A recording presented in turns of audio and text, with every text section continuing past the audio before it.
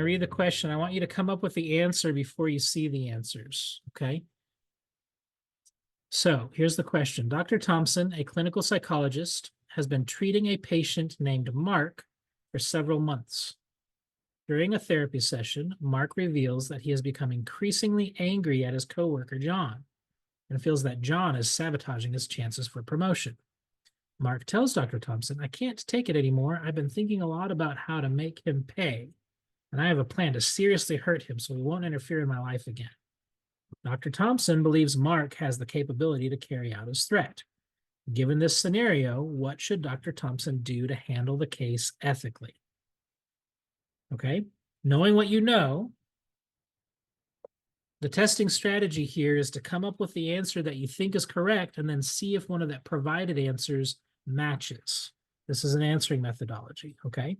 So who has an idea? What should Dr. Thompson do to handle this case ethically? I would Can I ask. answer? Okay, who wanted to answer?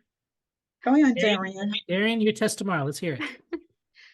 Okay, he needs to tell John, like Dr. Thompson needs to let John know because he could be the potential person that could be harmed by Mark.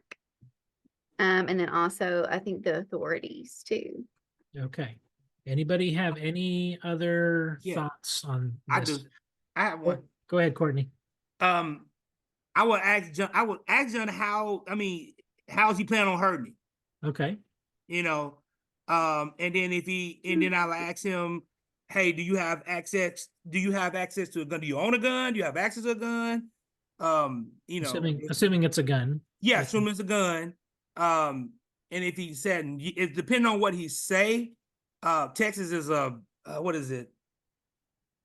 It's like the Tarasoff stuff. It's duty to warn, but it's a permissible duty to warn. So all we had to do is notify the authorities. But in his case, if then I asked him, are you, I was trying to find out if he's suffering from any kind of mental snap or something, and to see if he wouldn't mind going checking himself to the hospital tonight. Okay. For anything. Yeah. Yeah. We definitely want to help John. No, wait. Not Mark. John. We want to help Mark with whatever Mark's dealing with, right? Our responsibility is to Mark, but now because Mark's threatened harm to us against John, the question is, what responsibility do we have, right? And you mentioned something there, Courtney, that we're going to come back to here in a minute about Texas. Not everybody is in Texas. Okay, Tawana, what you have a question? No, I just wanted to add, I agreed with some of what both people mentioned. I would just say that I would start off by asking, what does it mean for Mark to mention seriously hurt him? Because my assumptions about hurting, like it could be, I'm thinking he's going to push him down the stairs, or he could mean that he's going to take his lunch out of the cafeteria, and make him feel bad. Like his level of hurt and what that means. Like I'd want to clarify what that means. And then I'd remind him of my duty to report as a mandatory reporter. Just so that he knows that we're clear on what I now understand his level of hurt to mean and what's the next step going to look like. So he's well aware. Okay. All right. So we have several options that have been presented as solutions here. So let's look at the answers that are provided and see if we can match the suggested answers with one that's available. So A, keep the information confidential to respect Mark's privacy as the threat may not be serious. B, notify the police immediately about Mark's intentions and plan. C, discuss the implications of violence with Mark and encourage him to consider less harmful ways to resolve the conflict. Or D, warn John directly about the threat to ensure he can take protective measures. B. And what was it? B. B? Anybody else agree with B? Well, C? no, I would say C. I think it's D. I think it's B. I think it's D. This is why it's ethics, right? I think it's B. So there's some assumptions here that we have to work from, right? If we're handling the case ethically, we have to assume that what Mark has told Dr. Thompson is correct. He can't take it anymore. He's at his breaking point. He's been thinking of a lot how to make him pay. I have a plan to seriously hurt him so that he won't interfere in my life again. We can't assume any additional information onto this scenario, right? We can't say, well, maybe Mark's thinking this. We don't know if Mark's thinking that. If this is all the information we have to act on just this information. Let's see. Does that make sense? Yes. Yeah. And so what we have here is a duty to protect, ultimately. A duty to protect and a duty to warn are very similar. There's a little bit of a difference. But essentially notifying the police immediately about Mark's intentions and plan is putting the responsibility not on us to notify John, but it's to put the responsibility on the authorities, the police, to have that responsibility. Does that make sense? So Yes. Would it be different if we also knew John? Do we notify John just as well as the police? okay. If that would have been a scenario? So Yeah. this is where it gets a little bit complicated. And on the NCE, right, that's irrelevant because we don't have that information. On the NCE, we're going based off of essentially what the ACA Code of Ethics is saying, which is that we have to notify the authorities. If we're talking about in practice, you have to know what your state's requirements are when it comes to duty to warn. In Texas, this is what Courtney was talking about. In Texas, there's not a responsibility to notify the individual that's having this threat against them. There's not a responsibility to do that. But in your state, there might be that requirement. Okay. In Texas, it's really like the medical and the police. Yep. And so okay, Sarah, what was your question or something you wanted to add? I just wanted to say, like, because I just took this exam Yeah. and I only missed by 1 point, everyone. Just want to put it out there. It was really upsetting. Yeah. But I think that I got a ton of ethics questions. Okay. And I found them very confusing because I think, and this is just because I discussed it with someone else. I think what happens is you have to think of what's ethically viable through the ACA and not maybe like what your ethical dilemma is. Right. And I think that's like, for me, I think that's what tripped me up the most because I did not do super well on ethics.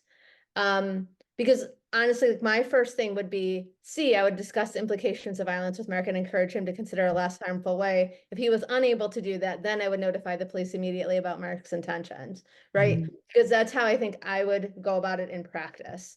So I think knowing the ACA, all the ACA information for ethics is really important for the exam. I just wanted to say that because that was what really tripped me up. Yeah, I agree. Tawanda, what do you want to add? I want to add a little to Sarah's point, because I think what Sarah's doing intellectually is something that I'm doing as well. When I read the question, I think through it further instead of just staying with the question with all the information that I have and so when I was listening to you explain it, I just thought, you know what? This is me doing it again. Like I just need to stick with just the question and just the information at hand. Based off of that alone, then what would be the next best result, the next best thing to do? So not thinking through and about like, next I will do this and this I will do that, like just going with the question. Yeah, if this was all the information that you had, right? If you didn't have anything else to go on, we'd have to take this threat seriously. Right? What would happen if you didn't take this threat seriously? Lose your license.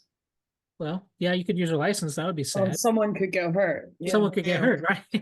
Yeah, and that's more. I'm not trying to say that's more important than losing your license, but it kind of is, right? If we don't take this threat seriously, we don't have any other information to go on. We have a responsibility to notify the proper authorities, right?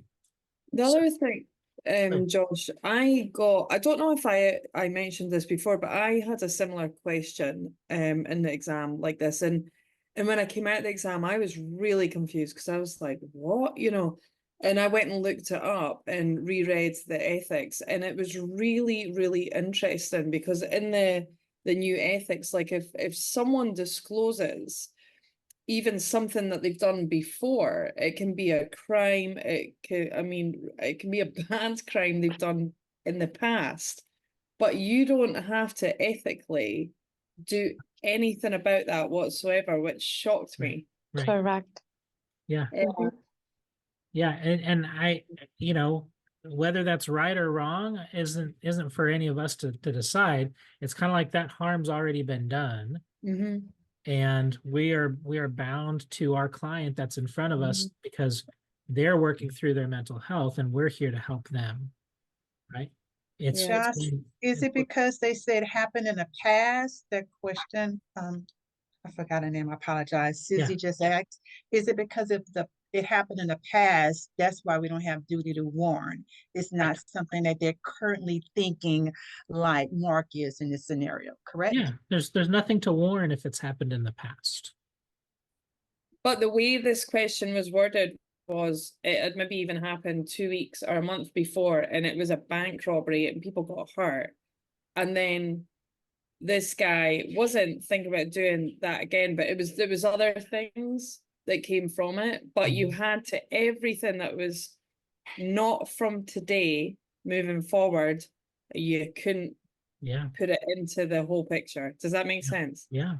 Everyone, yeah, it was really interesting. I've had that happen in session before, and it's really difficult, and that's why it's so important to know what the codes of ethics say, right? So I've put a link to the ACA Code of Ethics in the chat.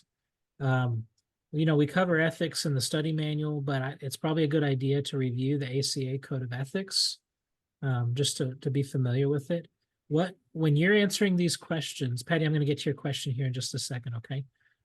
When we're answering these questions, we have to think very purist and very literal, right? Like everybody's been saying, not adding extra information in, but if we're going to go with the most like plain and simple and basic understanding of what the ethics code says, that's how we have to answer this. Not based off of a circumstance that we've actually had in counseling or what we think would be right or, you know, what we prefer the ethical standards to be. If this is what ACA ethics code says, that's the basis we use to answer the questions. Okay. I don't know if you'll have, you know, background information on this, but basically this is the case that brought this duty to warn to light from 1976. There was Tarasoff versus the Regents of the University of California. Basically, this individual was being counseled and did not warn the woman who was murdered, Tatiana Tarasoff, that this client had intended to kill her, and the client ended up murdering her. And so the woman's family sued the University of California because they said that they hadn't warned her and that they had a responsibility to warn her. And so the California Supreme Court ruled that that mental health professionals do have this duty to protect people when there's threat of harm, right? So that's where that comes from. This is what the ACA Code of Ethics says on this specifically. General requirement that counselors keep information confidential does not apply when disclosure is required to protect clients or identify others from serious or foreseeable harm, or when legal requirements demand that confidential information must be revealed. Counselors consult with other professionals when in doubt as the validity of an exception, okay? That's really, really important. You know, it's okay to go to other counselors and say, hey, here's what happened. What do you think? And I would make sure that when you do that, that you document it, right? I went to my supervisor and asked this question. This is what they said. And that's been documented in the case notes. And then you follow through with what you ended up doing and then document that as well. Make sense? Here's a little stipulation regarding end-of-life decisions. But then here's what I think Tawanda was talking about when it comes to like medical. So when the clients disclose that they have a disease commonly known to be both communicable and life-threatening, counselors may be justified in disclosing information to identifiable third parties if the parties are known to be at serious and foreseeable risk of contracting the disease.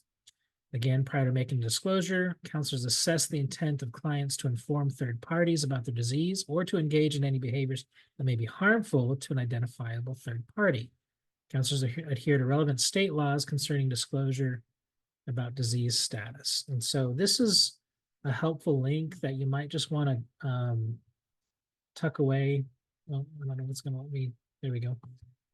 This is what the APA has to say. I posted it in the chat. If you want to know what your specific state has to say on this, you can follow that link on the APA, and it outlines each state's requirements on what you're required to do. The one thing that I'll say about this, though, is that, you know, there's all these different ethical standards. You've got the ACA Code of Ethics, you've got your licenses Code of Ethics, you've got your state boards rules.